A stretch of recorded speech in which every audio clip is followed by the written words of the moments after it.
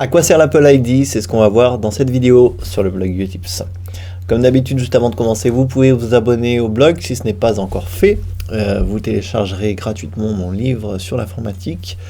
Il y aura des mises à jour qui vont arriver sur le Mac, sur l'iPhone. Il y aura toutes les bases pour bien démarrer et quelques astuces. Même si vous connaissez déjà tous ces univers, je pense que vous apprendrez quelques petites choses à l'intérieur. Alors à quoi sert l'Apple ID? L'Apple ID, c'est quoi? C'est tout simplement un identifiant Apple, c'est-à-dire un mail et un mot de passe qui vous permet d'avoir un compte chez Apple. Donc c'est gratuit et c'est une des premières choses qu'on vous demande quand vous achetez un Mac, quand vous ouvrez ou vous démarrez le Mac. On vous demande de vous créer un identifiant Apple. ID, ça veut dire identifiant. Alors l'identifiant Apple, c'est un mail et un mot de passe, je le répète, c'est très facile à créer.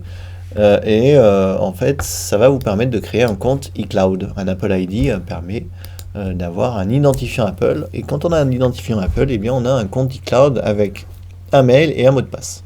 Alors le compte iCloud, ça permet pas mal de choses, mais dans sa version gratuite, en tout cas, ça permet déjà de synchroniser tous les contacts, tous les calendriers, tous les rappels, tous vos favoris, Safari, toutes vos notes, etc., etc. Ça permet de sauvegarder tout ça dans le cloud, c'est-à-dire sur votre compte Apple qui se situe sur les serveurs d'Apple.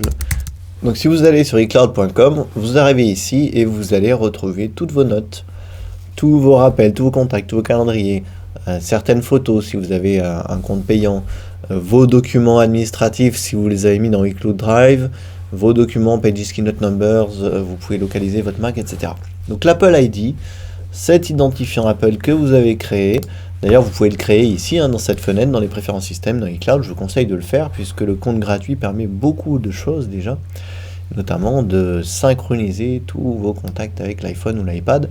Et même si vous n'avez ni iPhone ni iPad et que vous avez simplement un Mac, l'Apple ID sur Mac vous permettra déjà d'avoir tout ça, c'est-à-dire ce compte iCloud avec tous ces documents et toutes ces informations accessibles en ligne depuis le site iCloud.com. Donc ça, c'est déjà un premier avantage d'avoir l'Apple ID. Ensuite, une fois que vous avez créé ce compte, vous pouvez télécharger des logiciels ici dans le Mac App Store grâce à cet Apple ID. Toujours ce même compte. Donc vous loguez, quand vous téléchargez un logiciel en fait sur ce Mac App Store, on va vous demander quand vous allez télécharger par exemple, je télécharge n'importe quoi, par exemple ça. On va vous demander un mail et un mot de passe. Et ce sera exactement le même identifiant. Donc ça ne sert à rien d'en créer un deuxième, c'est strictement le même. Ensuite, avec l'Apple ID, qu'est-ce que vous allez pouvoir faire? Vous allez pouvoir aussi dans iTunes acheter de la musique sur l'iTunes Store, vous abonner à Apple Music, toujours avec ce même compte. Vous allez pouvoir sur l'iTunes Store acheter des albums ou acheter des films ou louer des films. Voilà, vous allez pouvoir, ici on est sur la plateforme concernant la vidéo, donc tous les films qu'on a dans le commerce sont disponibles sur iTunes à la location ou à l'achat. On va pouvoir également télécharger des podcasts, donc ça c'est une zone qui est entièrement gratuite sur iTunes. Voilà, tout ça grâce à l'Apple ID aussi. Une fois que vous avez votre identifiant, vous pouvez faire tout ça. Donc si je veux télécharger par exemple une émission ici, je vais cliquer dessus et je vais cliquer sur s'abonner, c'est entièrement gratuit. Donc vous avez la musique avec les albums, les films que vous pouvez acheter ou louer, les séries télé, les podcasts, iTunes U, c'est les cours d'université qui sont totalement gratuits aussi, que vous pourrez télécharger grâce à votre Apple ID encore une fois. Donc voilà, c'est à quoi sert cet Apple ID sur iTunes. Ensuite, vous avez aussi le logiciel eBooks. Donc là, c'est pareil. Une fois que vous êtes sur le store dans eBooks, c'est un magasin numérique dans lequel vous pouvez télécharger des livres. Il y en a des gratuits, il y en a des payants. Et encore une fois, on vous demandera un Apple ID, c'est-à-dire un identifiant Apple pour télécharger le livre. D'ailleurs, vous pouvez obtenir un extrait gratuitement si vous voulez tester un livre. Et quand vous cliquez ici, on va vous demander votre identifiant Apple ID, c'est-à-dire votre mail et son mot de passe. Voilà. Donc l'Apple ID sert aussi à ça. L'Apple ID va vous servir aussi dans le logiciel photo. Si vous voulez envoyer toutes vos photos dans iCloud, c'est la même chose. Par exemple, il vous faudra un compte iCloud, mais cette fois-ci payant, puisque en général les photos ça prend quand même pas mal de place. Donc si vous allez dans iCloud, ici, il va falloir cliquer simplement sur gérer. Ici, vous allez prendre des options payantes sur iCloud pour pouvoir mettre toutes vos photos sur le cloud.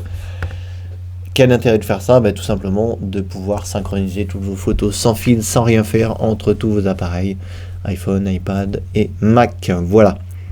Donc voilà un petit peu à quoi sert l'Apple ID et tous les logiciels dans lesquels il va être utile. Et dernier logiciel également, dans GarageBand, eh bien on a des cours de musique qu'on peut acheter grâce, encore une fois, à l'Apple ID. Donc l'Apple ID, on va aller ici dans Nouveau, dans GarageBand, vous voyez ici on a un magasin de cours et vous pouvez tout à fait acheter des cours de guitare et on vous demandera encore une fois votre compte, votre mail, votre mot de passe. Donc voilà, c'est très très simple. L'Apple ID, c'est un mail et un mot de passe qui vous permet en général de télécharger, de synchroniser ou d'acheter du contenu numérique sur votre Mac, et c'est strictement la même chose sur l'iPhone. Donc je referai la même vidéo pour l'iPhone, mais en tout cas c'est vraiment exactement le même principe. Et dernière chose à savoir, je vous conseille d'aller ici sur ce site, appleid.apple.com, je vous mettrai ça en dessous de la vidéo. Et c'est sur ce site que vous allez pouvoir gérer tout ce qui concerne vos informations liées à ce compte Apple. Donc votre adresse, votre mot de passe, vos coordonnées bancaires, etc. etc. puisque le compte Apple ID est lié à votre carte bleue.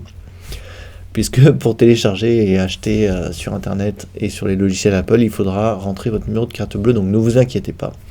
C'est comme si vous rentriez votre carte bleue dans un magasin, tout simplement quand vous payez un achat. Donc ça risque absolument rien, c'est sécurisé.